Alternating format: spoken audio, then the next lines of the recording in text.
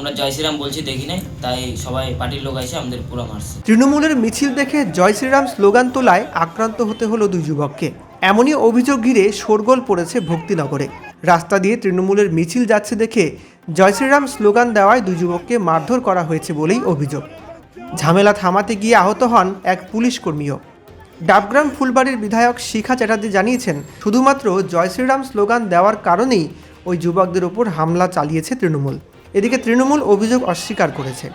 জানা গিয়েছে, শিলিগুড়ি ভক্তিনগরে সোমবার বিকেলে এসআইআরের প্রতিবাদে তৃণমূলের পক্ষ থেকে মিছিল বের করা হয়েছিল রাস্তায়, আর তখনই ঘটে এমন কাণ্ড।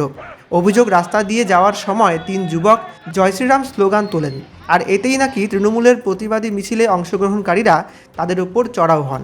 প্রথমে কথা কাটাকাটি শুরু হলেও পরে হাতাহাতির পর্যায়ে পৌঁছায়। দুই যুবক আহত হন বলে অভিযোগ। খবর পেয়ে দ্রুত ঘটনাস্থলে পৌঁছায় ভক্তিনগর থানার পুলিশ। পরে আহত দুই যুবককে উদ্ধার করে শিলিগুড়ি জেলা হাসপাতালে ভর্তি করা হয়। যদিও অভিযোগ অস্বীকার করেছে শাসক শিবির, তবে এই ঘটনার জেরে রাজনৈতিক মহলে ব্যাপক উত্তেজনা তৈরি হয়েছে।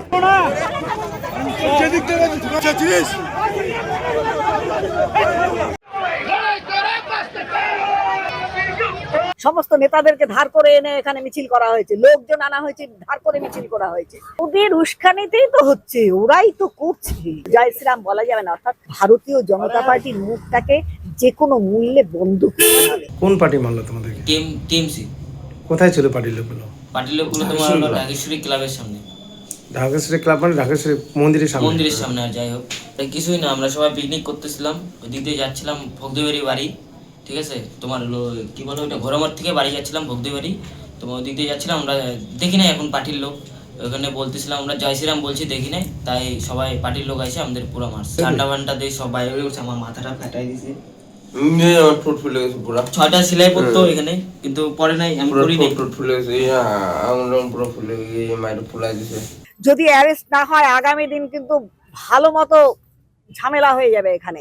দ্বিতীয় নম্বর, বহিরাগতদের নিয়ে এসে এখানে মিছিল করা হয়েছে। আমার কাছে সমস্ত খবর আছে, সব জানি আমি। কোথার থেকে কি হয় সব জানি আমরা। কোথার থেকে বাইরে থেকে ধার করে নেতা নিয়ে এসে মিছিল করতে হয়। এখানকার কটা মানুষ ছিল, এখানকার কে ছিল বলুন তো? না ছিল মেয়র, কোথাকার ধার করা, কোথাকার অন্যান্য নেতারা ধার করা। এসআইআরের শুনানি কেন্দ্রে চরম হাতাহাতি অবস্থা।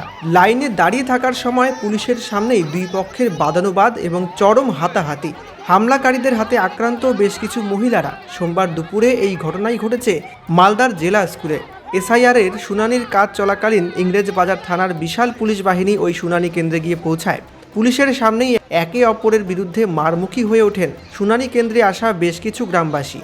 মৌখিকভাবে উপস্থিত পুলিশ কর্তাদের নালিশ জানানো হলেও প্রয়োজনীয় কোনো ব্যবস্থা নেওয়া হয়নি বলেই অভিযোগ। হামলাকারীদের মার ধরে আহত হয়েছেন স্থানীয় পঞ্চায়েত সদস্য। এদিকে দুই পক্ষের হামলার মাঝখানে পড়ে আহত হন লাইনে দাঁড়িয়ে থাকা এক 60 বছর বয়সী বৃদ্ধা।